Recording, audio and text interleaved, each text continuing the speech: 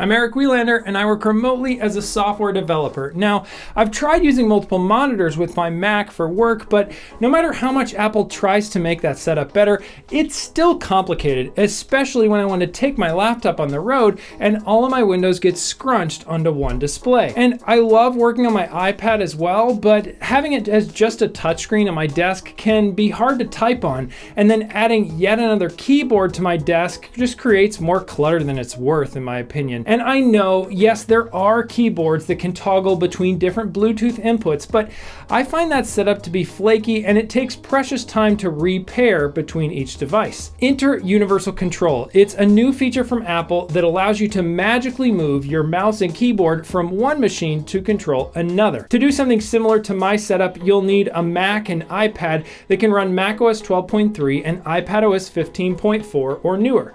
Then on your Mac, go to System Preferences and then go to Display, Universal Control, and turn on all three checkboxes. Once that's done, place your iPad next to your Mac and push really hard with your mouse on your Mac on the edge of the screen closest to the iPad. You'll start to break through the plasma layer and boom!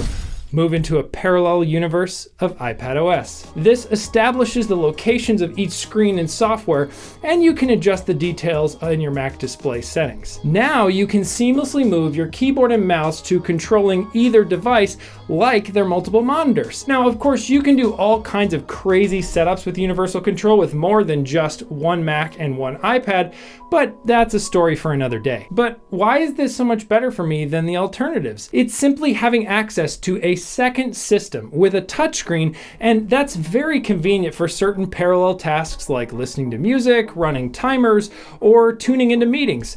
Certain apps also work better on iPad, and now they're right there. But let me explain where it's really giving me a boost in productivity. Inspired by WordPress founder Matt Mullenweg, I like to have focused deep work sessions where I listen to a single song on repeat for a period of time. I've built a playlist of songs without words that I like for this purpose. Then I have a simple 3-step shortcut that shuffles and repeats a random song from that playlist and sets the iPad's timer app for a specific time I choose. And then it opens a clock app where the timer's running. When the timer's done, I have it set to stop the music. Instead of a dinging timer, music stopping is a nice cue to me that the time is up, but I can keep working uninterrupted if I'm in the middle of something. Two of the things Apple has failed to ship on macOS are a good version of their music app and really any version of their clock app. But with Universal Control, I can easily use both apps on my iPad. I also have my iPad set to never auto lock, and this means when my shortcut opens a timer app, it stays on the screen the whole time, giving me a quick idea of how much time is left. Sure, I could do this with a third-party timer app on the Mac if I got the right window management and had a second display where I would be careful not to accidentally quit this timer app. Another app that I find much better on the iPad is the Home app. The other day I was waiting for the HVAC repairman to arrive for our annual spring air conditioner inspection. I got the text he was on his way, and I quickly went to the Home app and left the live stream of our doorbell open so I'd know when he arrived. Well, I could do this on my Mac. The Home app there is still clunky and slow in my experience, and it's even dropped live streams of video cameras for me in the past. Now, a quick side note for this kind of scenario, I would not recommend doing constant live streaming from a battery-operated camera.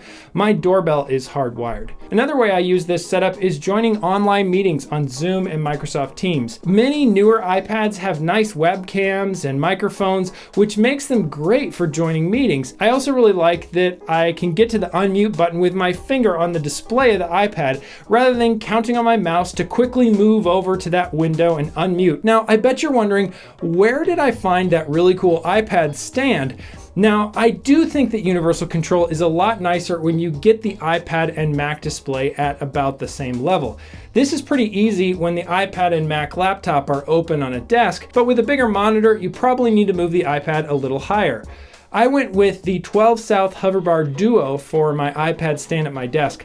It's a little pricey at $80, but it minimizes wobble and it has a great way to clamp to my desk or use the supplied heavy base. I also find that it does a pretty good job of maintaining the position for my iPad to be just how I like it, even when I take the iPad off the mount and bring it back. The clamp holding the iPad is a little on the tight side though. This is what I want, but it's not really designed for constantly mounting and removing the iPad throughout the day. I also added a power connection here for the iPad, so I can leave the display on and not worry about the battery. But no setup is so perfect that I can't find a few reasons to complain about it. If the iPad screen goes to sleep for any reason, you'll likely have to resume universal control by breaking that plasma layer again. And I will also randomly get a little bit of lag when controlling the iPad from my Mac's mouse.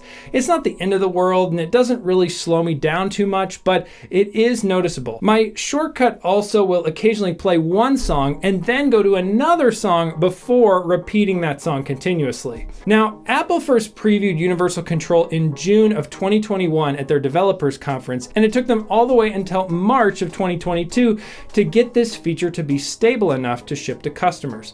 I have a feeling these remaining little annoyance bugs with Universal Control and my issue with Apple Music shortcuts will get fixed over time. If you're interested in my shortcut or my iPad stand, you can find links to that and more in the description below. Now, all of this work, in my opinion, is really pointless if you haven't set up good lighting in your workspace. Whether you have a full office like me or just the corner of a room, I made a video with some ideas I used for smart work lighting, links somewhere here on the screen. Thanks again so much for watching, and I'll see you in the next one.